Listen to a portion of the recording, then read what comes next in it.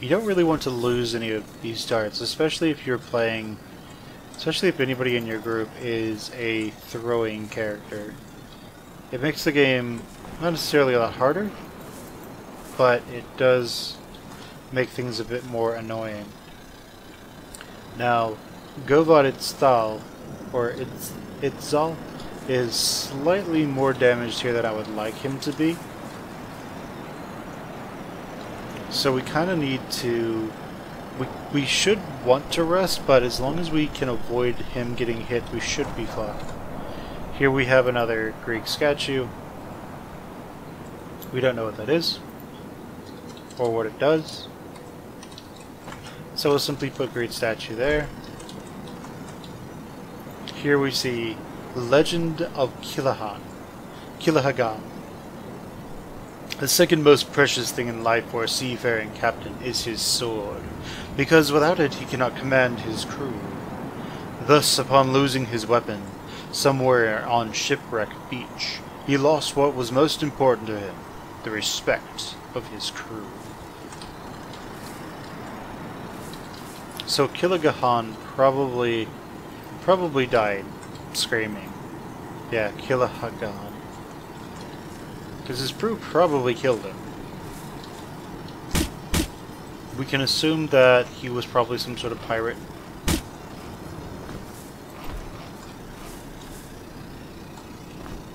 Okay, so for Peasant's Hat, we have another one of these guys. Now, these guys do a fair bit of damage.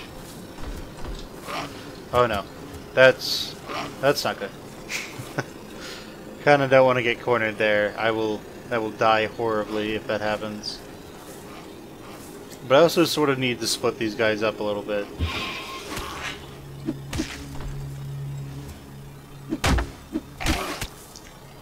Kinda need to fight in such a way that favors me here.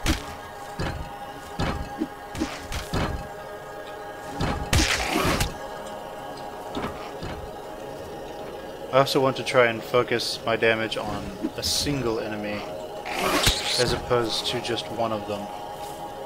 Well, as opposed to both of them at once. But I don't believe the enemies here respawn for a while, so that's good. But I want to focus my damage where possible. And I want to avoid getting cornered. Because if you get cornered in this game, you pretty much are just screwed.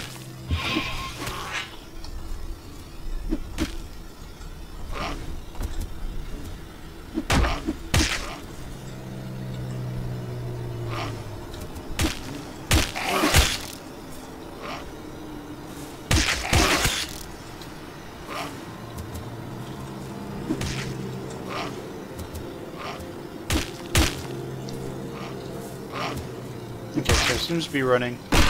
Means he's probably low on health, and we can probably take him out. As I said, you always want to collect all of your thrown weapons and thrown items. I believe our next throwing dagger is sort of over here somewhere. I believe it's on the ground where we missed an enemy with it. Yes. Okay, so we killed those two guys. It seems to be getting dark. We hear another one of them. Now, as I said, we don't want to ever get an enemy behind us. We want to avoid getting snuck up on. We also want to avoid getting cornered. If we come back here, we would have just been absolutely screwed by both of them. So we want to avoid anything like that. Now, we're sort of finding some of the basic herbs in this game. There are ether weeds, I suppose, which you would assume, based on their color, would probably correspond to restoring power. There's blood drop caps. They have blood in the name. Those are probably used for healing potions. It also tells you this. Let's see. A delicate underwater plant that is commonly found on shores and riverbeds, and sometimes even the depths of underground lakes. Etherweed is much sought after for its beautiful blue glow for the beautiful blue glow of its buds. Here we have falcon scry, Falconskyer. The feathery leaves of Falconskyer reflect the color of the sun in yellow, red and orange hues. Falconskyer is associated with the element of air and dexterity, and prefers to grow in large open spaces. So we sort of have this, like, we sort of have this element-based idea forming already. That these are different plants that are associated with different elements. I don't remember if there is an earth-based plant. Well, all the plants are based on earth, but what I mean by that is a plant that seems to be focused entirely on the idea of... Well, let me explain. This one seems to be water. This one... never mind. This one says it's airy. This one's water. Never mind. I'm just being crazy. So, Windgate Terminus East. Okay. So in this game, whenever you can, try quick saving quite a bit. It's a good idea to quick save before going in somewhere if you can. Because for all we know, there might be 20 enemies in here, as opposed to, say, 1.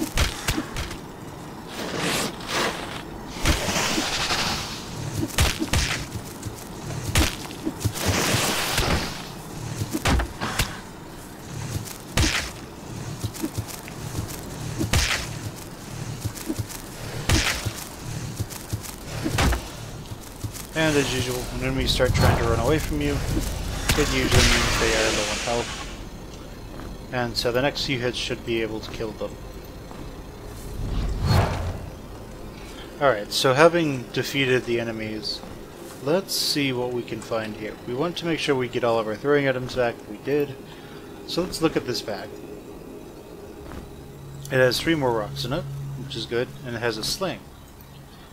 Now, he will be our missile weapon guy, so we can give him the sling and just have Fen have his hands open again. Now, herbs, they continue to grow even in bags. However, they occupy other slots, so a new herb will be here and then there, and then it will spill over into the inventory itself. This typically means you want your alchemist to have as little stuff in his inventory as possible, so that when he actually goes to start consolidating his herbs, he isn't stuck with, like, he isn't losing herbs, essentially. So it's a pressure plate. I don't remember what happens if you take the thing off. It doesn't close or anything like that. So let's look what's in here. We have a key, which we'll give to Fen Lynn, and a dagger, which is infinitely better for him because of how he works. We also have a healing potion. So we'll go ahead and give the healing potion to Brandr Gunther here. Mostly because he's the one who should be, in theory, getting hit the most. Now I'll go ahead and sort of point this out. You see where it goes 8 to 21, but here it's 1 to 1. Meaning he's been doing practically nothing. He's basically worthless. However, if we give that to Brandr Gunther here, this dagger, his damage decreases by a huge degree. This is more or less by design. Alright, so we have a key now, and it seems to go with this. You have this ornate looking key over here with lots of knotwork. We have a knotwork sort of looking keyhole here. So let's quick save and then see what happens. So as we can see, it did indeed open. So already he's doing quite a bit more damage, and when he uses his ranged weapon, it seems to do quite a bit more damage as well.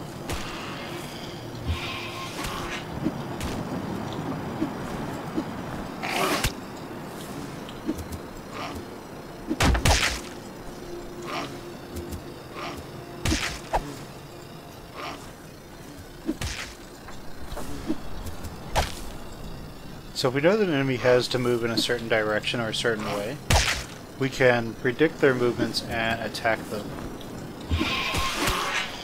in such a way that they can't really defend themselves.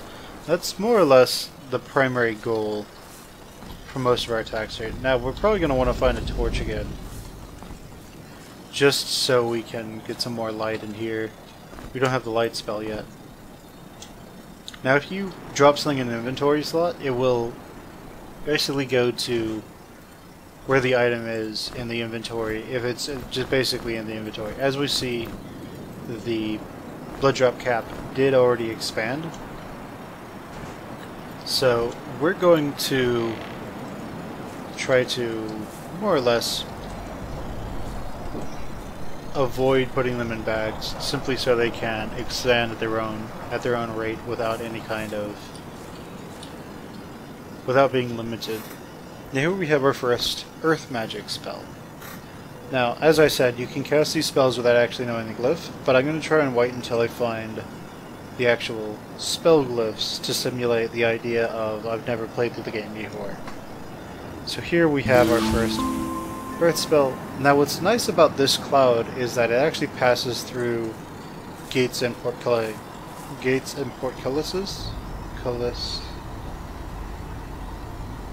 Portcullis, I suppose, is the technical term for it.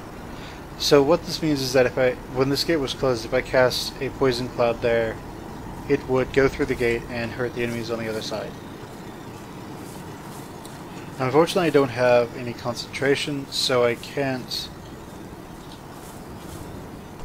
cast a light spell yet. What I could do is rest and just wait for the dawn. But I'm not going to. So this is a statue of Killigahan, as we find out. Now we just received a rapier. It says a sword, and a rapier is a sword, and it's the first sword that we found. What happens if we give this to Killigahan? Well, something seems to open. So let's see what's in here. Seems to be a gold key. So I think Fen will be our key master. Master of the keys. We'll go ahead and give him all the keys. We'll also give him that crate. Well, actually, we'll give the crate to Govad here, so he can start stockpiling the food into it. Let's see, notes. At the lone oak, on the shadow of the blue light. In the shadow of the blue light, I buried it. Captain Killigahan. Okay, well, let's see if that makes any sense to us. The shadow of the blue light. What is shining blue light? No, that's a blue healing crystal, right? So we can probably assume that the shadow of the blue light. It's here. The only thing that really makes any sense would be, say, here, right? Here, maybe? Okay, we didn't find anything there. What about here? And there we go. So Fen Lynn, since he's getting experience faster than everybody else, he has 1110 experience. Everybody else has 925. So it's just an example of how foxes are just smarter than you. I just. So we're going to actually increase his concentration now. And I sort of like this. It doesn't show what it will do to his energy until you apply it, but basically this will basically allow him to cast basic spells. It will give him more energy so he can cast spells more often. And it might enable us to get something that we wouldn't normally. Okay, so this increases vitality and protection. Now, he has... So what we will do is, this is about the same amount of defense as the Zaffi robe.